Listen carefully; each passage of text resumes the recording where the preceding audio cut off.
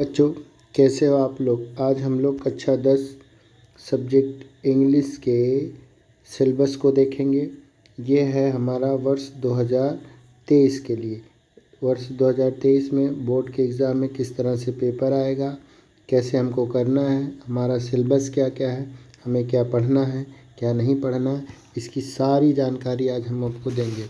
तो देखिए, यहाँ लिखा है कि हमारा 100 नंबर का पेपर होगा, जिसमें से 70 नंबर हमारे होते हैं एक्सटर्नल और 30 नंबर हमारा होता है इंटरनल असेसमेंट, जिसमें हमको कॉलेज से ही टेस्ट लेके या फिर हमारा वाइवा लेके या कोई अन्य एक्टिविटी करा के नंबर दिया जाता है।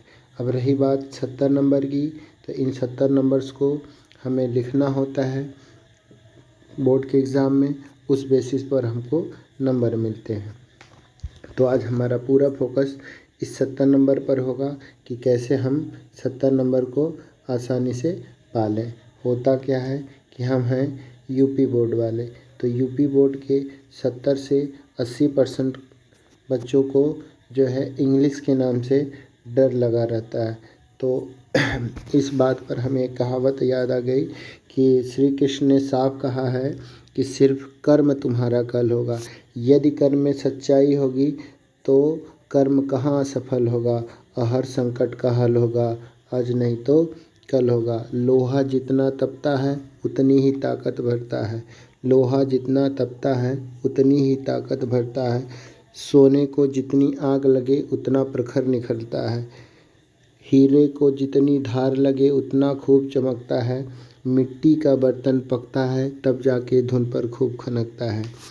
सूरज जैसा बनना है तो सूरज जितना जलना होगा। तो बच्चों, अब अगर हमें अच्छे नंबर्स पाने हैं तो हमको मेहनत तो करनी ही होगी। आइए, मेहनत करने का एक सही तरीके से मेहनत करने का और किस तरह से अच्छे नंबर पाए जाएं, यहाँ हम सारी चीज़ें आपको बताएंगे। आप वीडियो अंत तक देखिएगा। वीडियो को पसंद आए तो लाइक कीजिएगा और अपने दोस्तों में शेयर कीजिएगा। चलिए, अब आपको हम बताते हैं कि कैसे क्वेश्चन आएंगे और उन्हें करना क्या है। तो अब की बार जो है हमारा 70 नंबर में से 20 नंबर तो MCQ टाइप के क्वेश्चन होंगे। MCQs क्वेश्चन होंगे, इसका मतलब होगा मल्टीपल चॉइस क्वेश्चन होंगे, यानी कि 4 ऑप्शन हमें दिए रहेंगे और उन ऑप्शनों में से जो ऑप्शन हमको सही लगेगा उसे भरना होगा। जैसे मान लीजिए ABCD या 1 2 3 4 ऐसे करके ऑप्शन दे देगा, ठीक ना। अब चलिए देखिए, पहले क्वेश्चन का मान लीजिए हमारा यहाँ क्वेश्चन नंबर 1 है, उसका ऑप्शन ABCD करके दिया है। अब मान लो हमारा C सही है तो इस गोले को पूरी तरह से भरना होगा।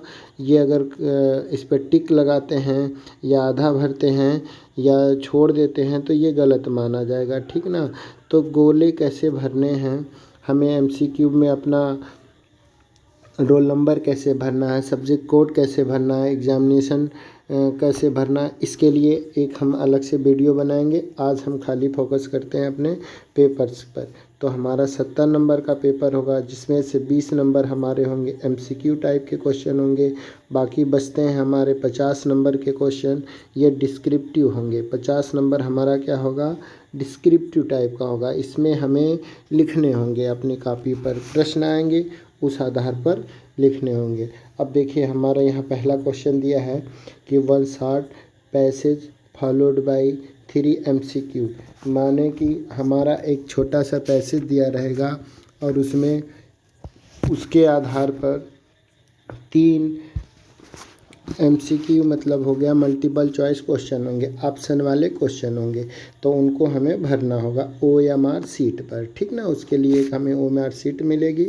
अगला क्वेश्चन लिखा है कि 1 passage follow by 3 very short answer type question and 1 vocabulary based question. इसका मतलब कि हमें एक पैसेज फिर से दिया होगा, यानी 2 पैसेज अब तक हो जाएंगे। ये वाला पैसेज को अच्छे से पढ़ना होगा और उसके बेसिस पर हमें जो है आंसर करना होगा।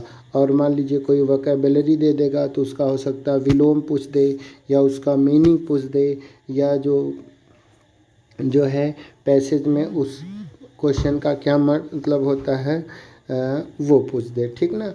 अब आगे देखिए, हमारा क्वेश्चन दिया है कि राइटिंग स्किल बेस्ड क्वेश्चन आएंगे। इसके लिए हमारा जो है 10 नंबर का पेपर में क्वेश्चन आएगा। पहला देगा लेटर। लेटर हमारे 3 तरह के होते हैं, फॉर्मल, इनफॉर्मल और एप्लीकेशन टाइप के। ये फॉर्मल लेटर जो होते हैं हम अपने सगे संबंधित या रिश्तेदारों को लिखते हैं।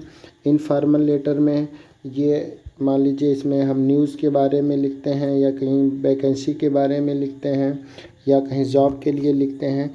ये एप्लीकेशन जो होते हैं ये हम स्कूल में लिखते हैं या किसी अधिकारी को पत्र लिखते हैं, ठीक ना।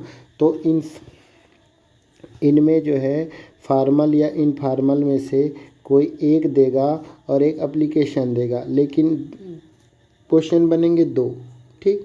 जैसे write a letter to your father asking for money required to purchase some books and pay hostel dues. मान लीजिए आप अपने पापा को एक पत्र लिखिए और उनसे कुछ पैसे की मांग करिए कि आपको कुछ बुक खरीदनी है और हॉस्टल की फ़ीस देनी है।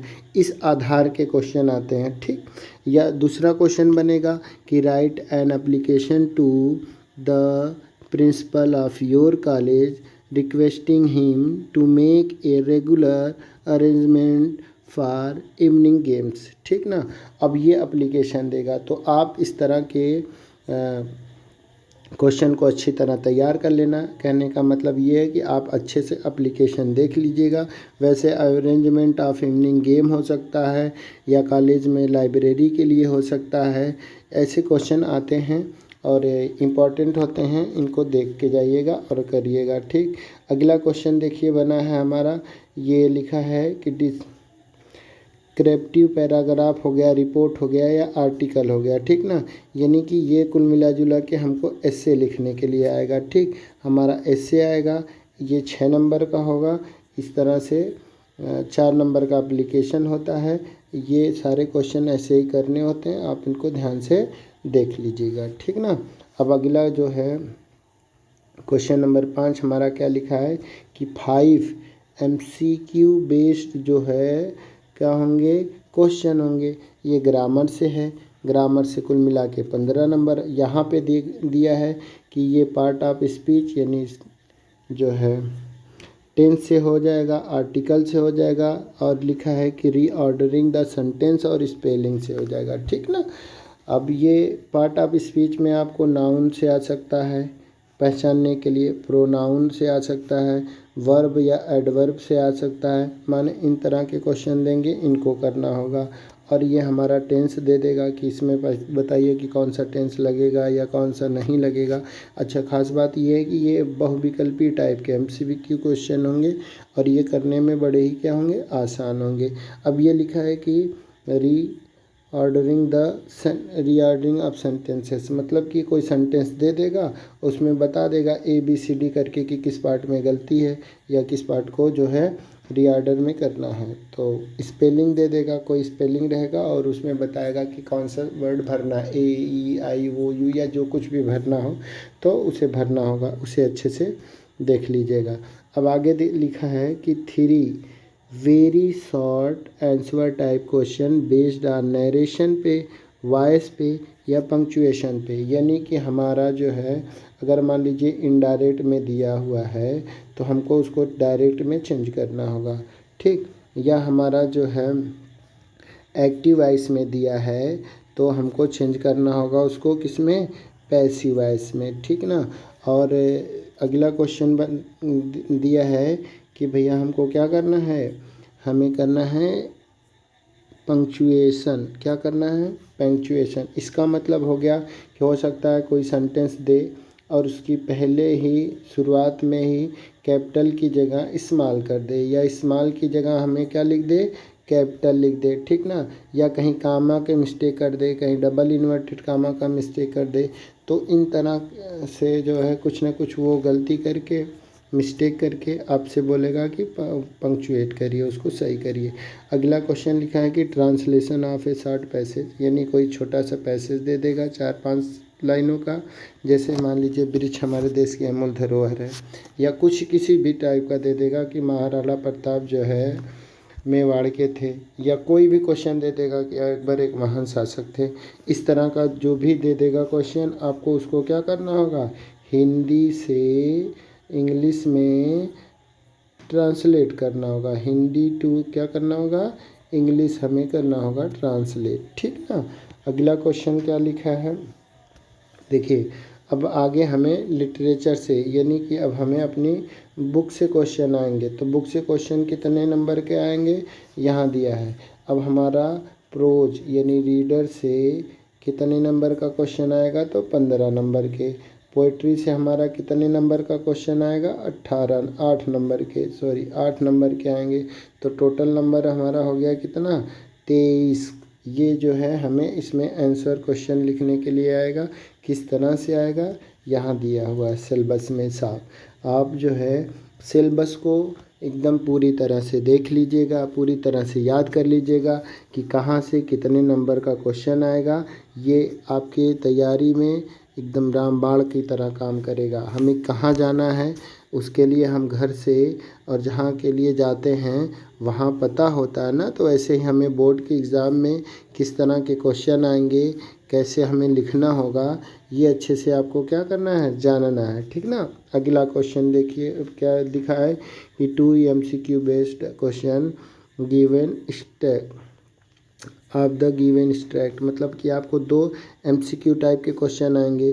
3 MCQ क्वेश्चन होंगे बेस्ड के लेसन के आधार पे, यानी पाठ के आधार पर आपको जो है कितने क्वेश्चन मिलेंगे। आप बहुविकल्पी टाइप के कितने क्वेश्चन होंगे आपके, तो यहाँ लिखा है 3, ठीक ना। अगला लिखा है कि 2 शॉर्ट आंसर टाइप क्वेश्चन, यानी 30 से 40 शब्द वर्डों में आपको क्या लिखना है, 2 क्वेश्चन के आंसर देने। एक लॉन्ग आंसर होगा, ये 60 वर्डों में लिखना होगा, और कितने मार्क्स का होगा, ये 4 नंबर का होगा, ठीक ना। अगला पोइट्री है, पोइट्री में भी जो है MCQ क्वेश्चन बेस्ड होंगे 2। आगे जो है 1 शॉर्ट आंसर टाइप क्वेश्चन होगा based on the poetry lesson about 30 से 40 शब्दों में, ठीक ना। 30 से 40 शब्दों में आपको क्या करना होगा, पोइट्री से क्वेश्चन आएंगे, ठीक। अगला क्वेश्चन देखिए क्या लिखा है कि आपको जो है